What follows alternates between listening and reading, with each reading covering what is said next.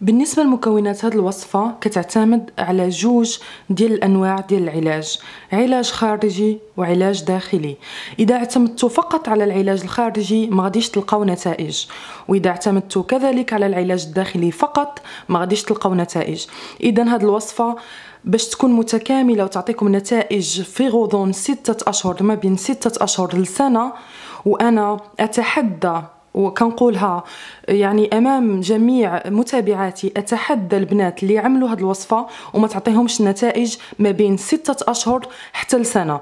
اذا عملتوها بهذه الطريقه اللي غنقول لكم دابا بهذا الشكل وتبعتوا جميع الخطوات، مستحيل البنات ما تعطيكمش نتائج. وانا كنتحداكم وكنعلنها يعني امامكم هنا، تقدروا تخرجوا من القناه ديالي اذا ما عطاتكمش نتائج. هاد الوصفه البنات وصفه رائعه، وهاد الوصفه يعني هاد العلاج الداخلي اللي غنعطيكم ماشي بالضروره غير البنات اللي عندهم مشكل ديال الصدر الصغير، حتى البنات اللي عندهم مشكل هرموني اللي كتجيهم العاده الشهريه بالوجع بزاف، بحالي انا من الناس اللي كانت كتجيهم العاده الشهريه بواحد الوجع فظيع. والحمد لله فاش بديت كنستعمل هذه الوصفه بديت كنحس بتغير يعني كبير ما شاء الله، حتى بالنسبه لتساقط الشعر، حتى بالنسبه كذلك البنات اللي عندهم الحبوب في الوجه. يعني هذه الوصفه بحال اللي كتقاد لكم المعدل الهرموني اللي في الجسد ديالكم. اللي عندهم مشاكل هرمونيه هذه الوصفه غتصاوب لهم المشاكل الهرمونيه. اللي عندهم كذلك العقم، ما كنهضرش انا ماشي طبيبه، ولكن بالنسبه للبنات اللي عندهم مشكل ديال العقم وهو مشكل يعني ما لقاوش ليه حل طبي، ولا حتى يعني ما عندهمش مشكل، يعني مشاو للطبيب مثلا وقال لهم راه ما عندكم نتوما لا مشكل لا فيكم لا في الزوج ديالكم، ومع ذلك باقي ما ولدوش. هاد الوصفه البنات رائعه وكتعطي نتائج، وانا كيف ما قلت اتحدى البنات اللي ما غاديش تعطيهم نتائج. اول مكون من المكونات هو حب الرشاد. للاسف في مجتمعنا المغربي حب الرشاد كان عنده واحد القيمه كبيره، كانوا كيستعملوه البنات اللي عاد نفسات عاد ولدوا، كانوا كيستعملوه البنات اللي ما كانوش كيولدوا. ودابا حاليا للاسف تخلينا على ثقافتنا المغربيه، وفاش تخلينا على ثقافتنا المغربيه وعلى اكلنا الصحي وعلى جميع هاد الاشياء اللي كانوا كيستعملوها جدواتنا، ولا عندنا مشاكل بحال المشاكل اللي كاينين عند الغرب وبحال المشاكل اللي كاينين عند النساء اللي ماشي مغربيات. فاش كنقول مغربيات كنقصد حتى المغاربيات تونس والجزائر. المهم نرجعوا لموضوعنا، كنحتاجوا فيها الحب الرشاد. حب الرشاد البنات كيوازن يعني البنات اللي عندهم مشاكل هرمونيه، هو كيحاول كيقاد هذه المشاكل الهرمونيه. خاصكم تعرفوا انه الكالسيوم اللي كاين في حب الرشاد هو اكثر بكثير، يعني 68% ديال حب الرشاد فيه الكالسيوم بنسبه 68%، سمحوا لي دخلني التعبير. وبالنسبه للحليب ما فيش كالسيوم بحال اللي كاين في حب الرشاد، يعني بالنسبه لحب الرشاد فيه 68%، والحليب هالله فيه 3% ديال الكالسيوم فقط. هذا بالنسبه للحليب العادي، ما كنهضرش على الحليب المدعم اللي فيه الكالسيوم اكثر. المكون الثاني هو مكون نبوي. حتى حب الرشاد هو مكون نبوي، حتى جميع المكونات اللي غنهضر عليهم دابا هو مكونات معروفه في الطب النبوي. المكون الثاني هو الحبه السوداء او السانوج. هنا ما نقيتهاش لانه ما عنديش الوقت اني نقيها، ولكن انا جوست غنعطيكم الوصفه كما هي، لانني سمحوا لي لقيتو هضرتي شويه مزروبه، لانه ما نقول لكمش انا شحال ستريسي. عندي لا سوتونس ديالي ان شاء الله نهار الاثنين، وقلت وعدت البنات بهذه الوصفه دونك خاصني نعملها. كنتمنى انكم تدعيو معايا ان شاء الله فاش تشوفوا هاد الوصفه، وفاش تعرفوا انني ان شاء الله نهبطها قبل ما لا سوتونس وتدعيو معايا عظيم الشأن. المهم كنحتاجوا كذلك للحلبه. بالنسبه للبنات اللي غيقولوا لي لا الحلبه جاي الصيف وريحه الحلبه خايبه، شوفوا البنات اذا سخنتوا الحلبه فوق البوطه، سخنتوها مزيان يعني ديتوها وجبتوها فوق شناهي البوطه باللغه العربيه، يعني فوق المطبخ سميتو اعتقد انه سميتو الطباخ ولا المطبخ، يعني شديتو الحلبه وسخنتوها ما كتبقاش الريحه ديالها زعيقه، ما كتبقاش الريحه ديالها قويه، ما عندها ما تعمل لكم. والحمد لله حنا الناس عندنا الماء متوفر.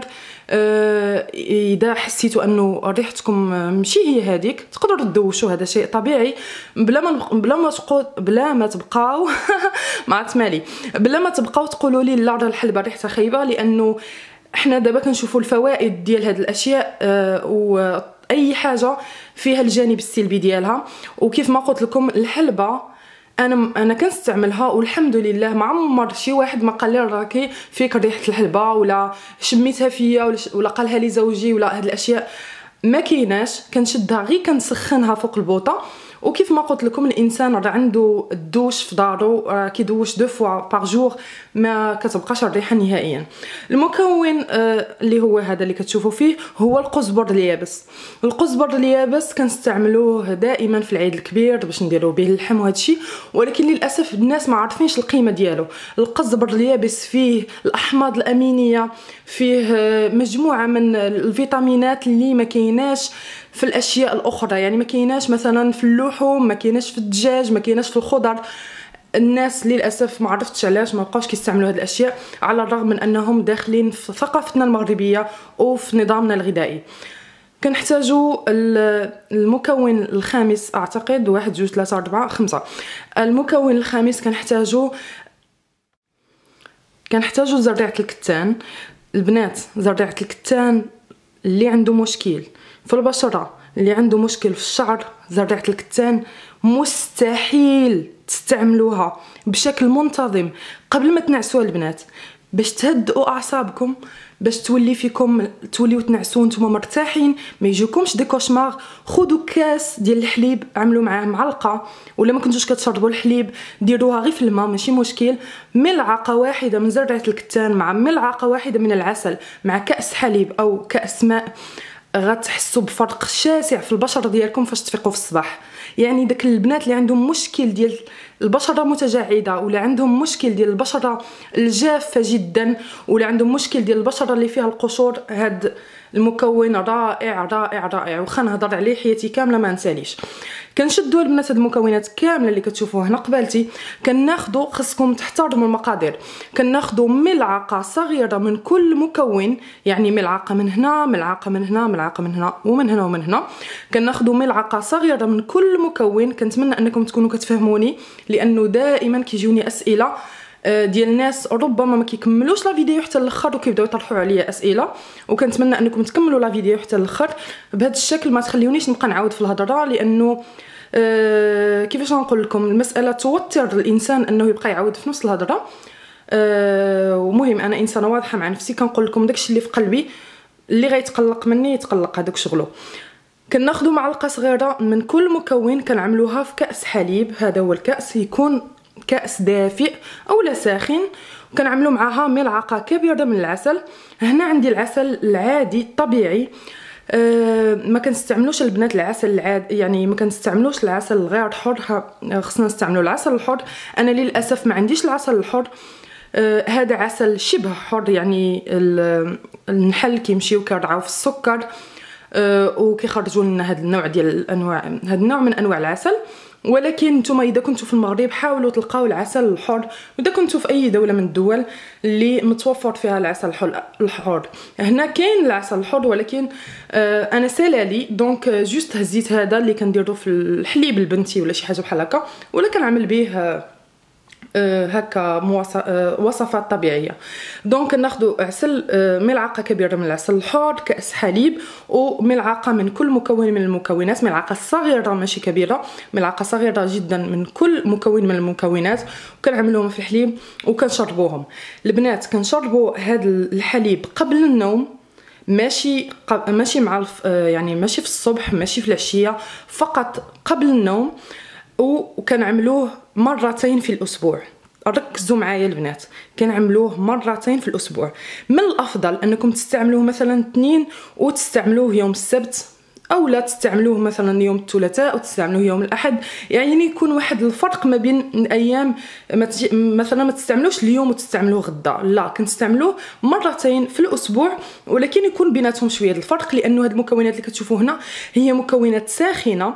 طبعا هاد الوصفه ما كيستعملوهاش الحوامل، وركز على هذه الجمله، ما كيستعملوهاش الحوامل وما كيستعملوهاش النساء اللي عاد والدين.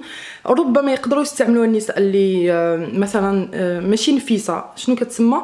يعني المراه اللي مثلا ولدها عنده 4 شهور 5 شهور ممكن انها تستعملها، ولكن المراه اللي عاد والده من الافضل انها هي في الحقيقه المراه اللي عاد والده كتستعمل حب رشاد وكتستعمل السانوج، ولكن هما شويه قويين على البيبي. اذا من الافضل انها ما تستعملهاش في الايام الاولى. كنستعملوا هاد المكونات كامله، كنديرهم مرتين في الاسبوع كيف ما قلت. ودابا غننتقلوا سمحوا لي، غننتقلوا الجزء الثاني اللي هو العلاج الخارجي اللي غنستعملوه لتكبير الصدر.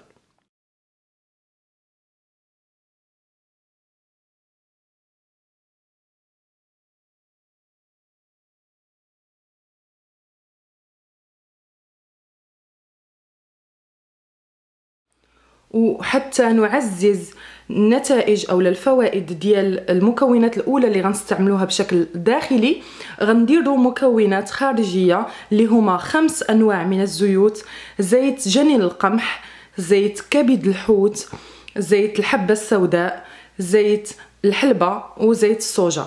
كنحتاجوا لهاد 5 انواع من الزيوت.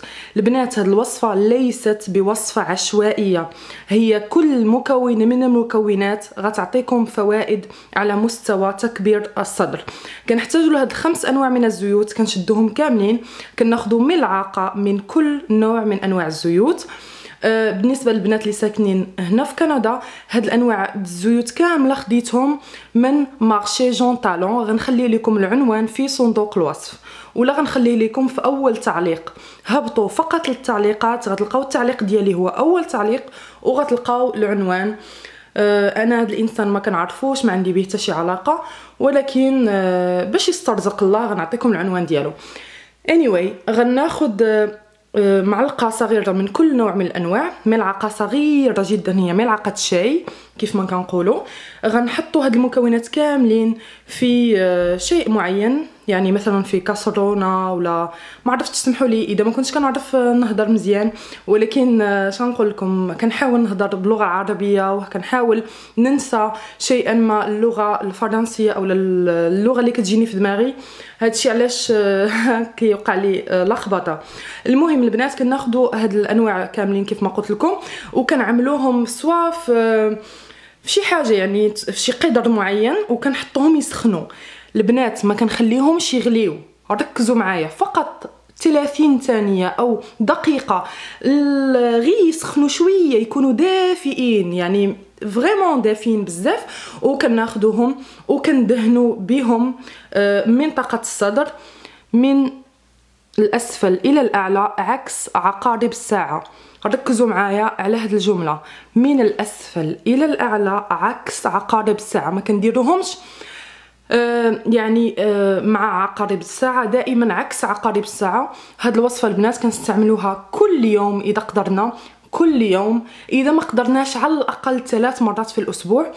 كنستعملوها في الليل مع المكونات الاخرى اللي قلت لكم، يعني مع الوصفه الاولى اللي وريتكم.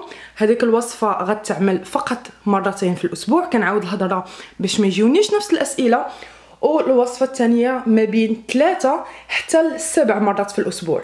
هذا بالنسبه للاشهر الاولى، يعني مثلا من 3 شهور وانتم طالعين. من 3 شهور وانتم طالعين احترموا هاد الاشياء اللي قلتها لكم. اذا ما عملتوش هاد الوصفه كما يجب ما غاديش تعطيكم نتائج. ما تجيوش تكتبوا لي لا ما عطاتناش نتائج وانتم ما استعملتوهاش بالطريقه اللي نورمالمون تستعملوها بها. هاني قلتها لكم. كنبان بحال اللي باغا ندابز ولكن والله العظيم ما عرفت كيفاش نهضر معكم، لانه بصراحه كنحس بانه كنخرج هذاك الشيء من قلبي، وكنحس انه الناس ما عارفينش انني كنخرج هذاك الشيء من قلبي. دونك للاسف كيبقاو يجيو شي تعليقات غبيه جدا، الله يسامح اصحابها. anyway هاد الوصفه البنات هي هذه الوصفه، كنتمنى انكم تجربوها يعني كما يجب بدون زياده ولا نقصان. جميع الزيوت متوفره بالنسبه للناس اللي عايشين في المغرب، وبالنسبه للناس اللي عايشين في اي دوله من الدول العربيه جميع هاد الزيوت متوفره. وبالنسبه للناس اللي عايشين في كندا حتى هاد الزيوت متوفره، يعني بالنسبه للناس اللي عايشين في كندا في مونريال هاد الزيوت متوفره عند هذاك الانسان اللي قلت لكم، وهما اللي كناخذ من عنده، ما كنعرفش بلاصه اخرى. وبالنسبه للناس اللي ساكنين في دول اخرى انا ما غاديش نقدر نقول لكم منين تشريوهم، لانني انا ما ساكناش في هذيك الدوله، لانه كيجيوني اسئله من هذا النوع منين ناخذوا مهاجر وانا ما ساكناش في ديك الدوله باش نعرف منين غتاخذوهم.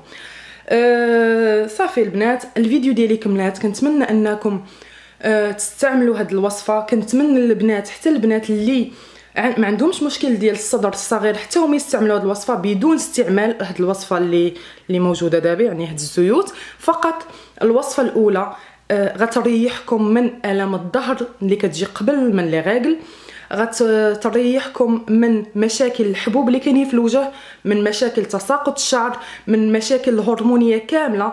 بزاف ديال الناس ما عارفينش انه المشاكل اللي عندهم في الشعر وفي البشره عائد الى المشاكل الهرمونيه. بزاف ديال البنات فيهم الاعصاب ما عارفينش انهم عندهم مشكل هرموني. بزاف ديال البنات كيسقطوا في الامتحانات ما عارفينش انه عندهم مشكل هرموني. اذا البنات الوصفه ديالي كملات، كنتمنى انها تعجبكم، وكنتمنى انكم تشاركوا معايا النتائج من فضلكم. هاد الوصفه البنات كيف ما قلت غتبان نتائجها بعد 6 اشهر. البنات اللي غيكذبوا عليكم ويقولوا لكم الوصفه في العنوان، يقولوا لكم مثلا وصفه ديال غتبان من مورا شهر او 15 يوم او يوم واحد، هذا لعب بالعقول واستهزاء بالذكاء الانساني، حشومه وعيب وعار. بحال هاد الوصفه اللي كتعالج هاد النوع ديال انواع المشاكل ديال الصدر الصغير ولا المهبل الواسع. بالنسبه غندير لكم ان شاء الله وصفات لصديق المهبل وهادشي كامل. هاد النوع ديال الوصفات البنات مستحيل تبان النتائج ديالها في الاشهر الاولى، راه مستحيل، بالمنطق ما يمكنش، فهمتوا؟ لانه خاص يكون علاج داخلي بعدا، يكون انسان تكون الجسد ديالكم يستافد من هاد المكونات اللي عطيتكم دابا، عاد غيبانوا النتائج. جسدكم خصو يتنقى من الاوساخ اللي نتوما كديروها، من الزيوت اللي كتاكلوها، من كثره الشكلاط، من كثره التخربيق كامل. خاصنا نرجعوا لكل ما هو طبيعي. خاصنا نبعدوا من اللحوم بالنسبه للمراه كتحيد ليها التوازن. انا تخلصت من اللحوم ولله الحمد، وكنحس دابا براحه كبيره ملي تخلصت من اللحوم. شنقول لكم، الهضره كثيره وست كتحسن. كنتمنى انكم تعجبكم هذا الفيديو، واذا عجباتكم ما تنساوش تخليوا لي لايك وتبارطاجيوها مع صحاباتكم اللي عندهم هذا النوع من انواع المشاكل. وان شاء الله الوصفه ديال الغولد ولا جميع الوصفات اللي نتوما طالبينها مني باذن الله غنعملها لكم مباشرة بعد الانتهاء من الدراسة ديالي. يا ربي يوفقني، ودعيو معايا البنات، كنبغيكم كاملين. والسلام عليكم.